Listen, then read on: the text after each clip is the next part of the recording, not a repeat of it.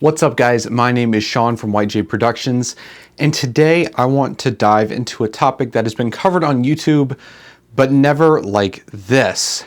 We talk about cinema cameras. We use the term very, very loosely. At the heart of it, a cinema camera is a camera that is continually and commonly used for cinema, and cinema specifically. Not low to mid budget range commercials, not short films, not documentaries, cinema, movies, things you see on the big screen day in and day out. But we can still own these cameras and use them for non-cinema related projects, which is why the term cinema camera is quite confusing. Now, I've been using Red cameras, Sony cameras, Blackmagic cameras, and RE cameras for quite a bit, some of those brands more than others. And so I can tell you which cameras are definitively cinema cameras by DPs who actively shoot cinema and which aren't. But that's not what we're going to talk about in this video. In this video, we're going to talk about some of the technical specs that make a cinema camera, and you can determine what cameras are and aren't cinema cameras. Now, I'm going to go ahead and state a little bit of my bias personally. I shoot with pretty much any brand I like. I'm not exactly a brand loyal person. Each brand has its own pros and cons, which makes me shoot on different cameras for different projects when I have that choice. However, I do own this Red Dragon right here, and I'm shooting on a Lumix. I also own a Nikon, I've owned Canon, I've owned Sony, and I have shot a lot on Blackmagic. So there you go. Biases are out of the way. First, I want to talk about dynamic range. I think cinema cameras have to have a lot of dynamic range. This comes from shooting film. Film just has a lot of dynamic range. We've only now recently been able to get back up to the filmic standard of dynamic range. Currently, Red maintains 16 plus stops on pretty much all of their fully classified and suited film cameras. This Red Dragon here advertises 16.5. It's a little closer to 16. RE advertises 17 plus, 17 and a half plus stops for most of their cameras, and that is really, really accurate. They are the king of dynamic range, but only for now because they hold a patent for their dynamic range technology that will soon be going out, and we will see a huge boost in dynamic range from all cameras. So stay tuned in the next few years for a bunch of new upgrades in mirrorless cameras. But as of right now, those kinds of brands hold supreme dynamic range, and that kind of locks them off as being cinema cameras. It's why other cameras don't get chosen as much. Okay, so to be honest, I'm editing the video you're watching right now, and I realized that I probably should give some explanation to the quote I made a second ago that was, digital has only just recently caught up to film. I mean that as in the past decade. Also, I don't have the ability to show you that difference. However, there's a guy on YouTube, I think his name's Blaine Westrop. I'll throw the video link in the description. I'll throw some of his stuff from his comparison from, oh shoot, I want to say it was a Arri Alexa Mini LF versus some 35mm stock. He did a test, and the 35mm stock, in my opinion, I think looks better, it performs better. So if you're curious about, you know, the peak of digital technology versus film and why it's such a big deal that cinema cameras are cinema cameras and how that actually holds up to film, that video is in the description. You can go watch it now. Back to the video. Now, both of these cameras, both RE and Red, allow extended highlights up to 22 plus stops for certain cameras.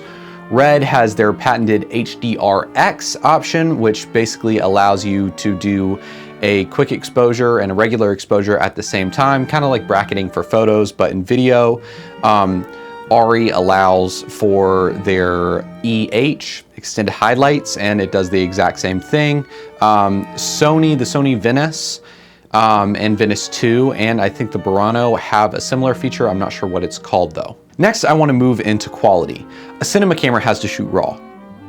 There's not really an exception. It kind of has to have the ability to shoot RAW and be designed in a way to shoot RAW.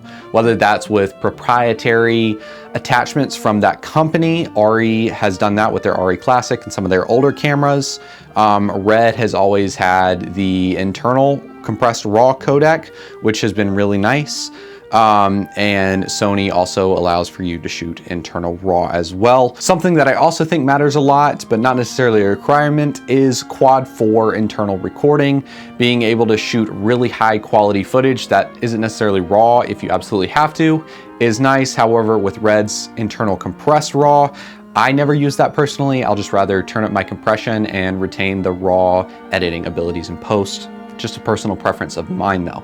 Now, one of my biggest gripes and complaints with people who say that certain cameras like the FX3 or Blackmagic cameras or some Canon cameras or cinema cameras come from the control and maintenance abilities that you have with a real cinema camera that these cameras just don't have. Particularly, I want to point out Magic Lantern. Magic Lantern is a third-party software you can install on an SD card, apply that to a wide selection of Canon cameras, specifically really cheap Canon cameras like the EOS M. I have a video on that if you want to go watch that up there.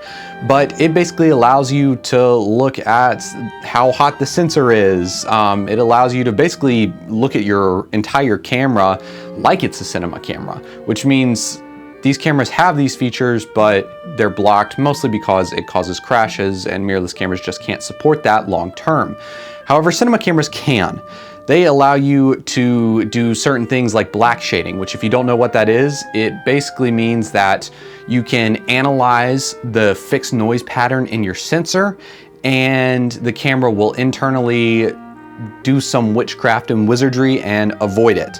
So here I'll show you a recording of the Red startup. When it starts up, you see that, wow, there's a lot of noise in the left and it's very fixed pattern, but as the camera sensor heats up, according to my black shade calibration temperature of the sensor, it all goes away and everything is super clean.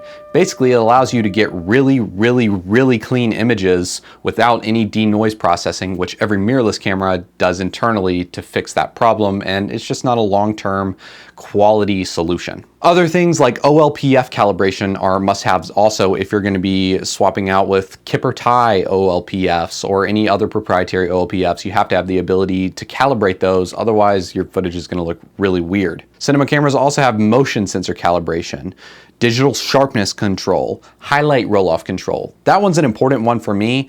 I like to be able to control my highlight roll-offs. I like my highlight roll-offs really soft. In fact, sometimes I'll intentionally clip just to get that nice roll-off if that's the look I'm going for. Cinematographers do that in movies all the time.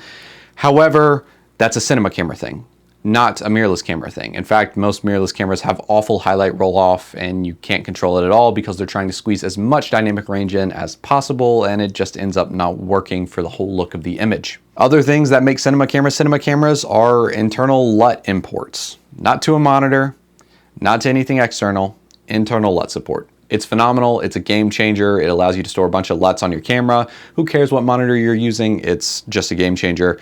Other things it can do that you might not know, lift gamma gain.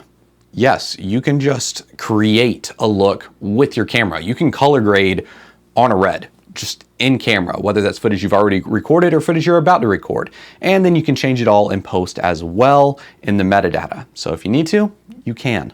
Of course, with lift gamma gain comes curves and saturation control as well.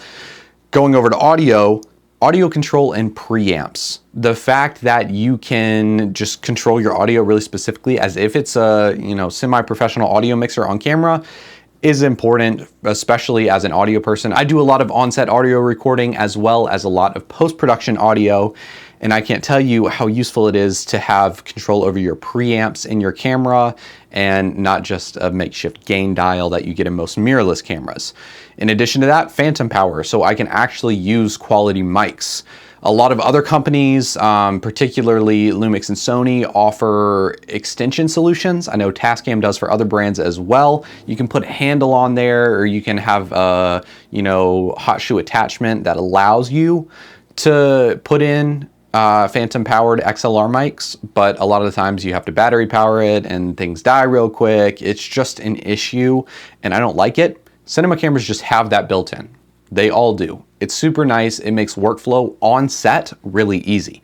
And that is what cinema camera's for, on set. Something a lot of people on YouTube like to complain about is the color science of cameras. I, every once in a while, will get comments on my video whenever I review a certain camera and go, that camera's color science sucks. And I always just think to myself, okay, one, if you're complaining about color science, you're just not a good colorist.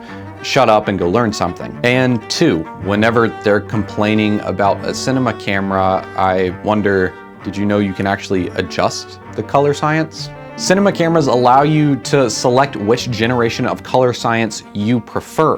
Blackmagic is pretty good about this, but I love how Red does it. I have access to color sciences that aren't even built for the Dragon. I can get access to color sciences that are built for newer cameras. It's really, really nice because I can really fine tune my look, because sometimes if I'm looking for a greener look, I might go with a different red color science than the one I typically use for commercial shooting, for example. Now, if you haven't noticed already in this video, I have primarily talked about technical involved things, because cinema cameras are cinema cameras more for their external abilities than anything else. Their heat control and ports and their size and how they're built are really why they're cinema cameras. But I really wanted to focus in this video on the technical aspect, just to prove that beyond the reason for cinema cameras being cinema cameras, physically, there are a whole bunch of other technical limitations that mirrorless cameras run into and just will run into at their size. Cinema cameras oftentimes just take more work to get them to where you want to go, but all cinema cameras are built to be able to take an image anywhere you want it to go, not just in a certain direction, which is kind of how most mirrorless and DSLR and other consumer cameras are. You can get a great image out of absolutely any camera these days. Most of it honestly just comes down to how you set up the camera, the lens you use, and your lighting. However, cinema cameras are a whole lot more than that, and they're meant to be more than that because they're meant to be used in the highest quality of productions. I just want to end this video by saying cinema cameras are built for the highest level of control, and that allows cinematographers to pull the images that they desire to pull or that they need to pull for the director or whatever is required for the shoot. Mirrorless cameras are not built for that. They're built just to look mostly good. They're meant to be mostly there. And that is largely what makes the difference between cinema cameras and mirrorless cameras. I hope you guys learned something interesting from this video. Please like and subscribe, and until next time.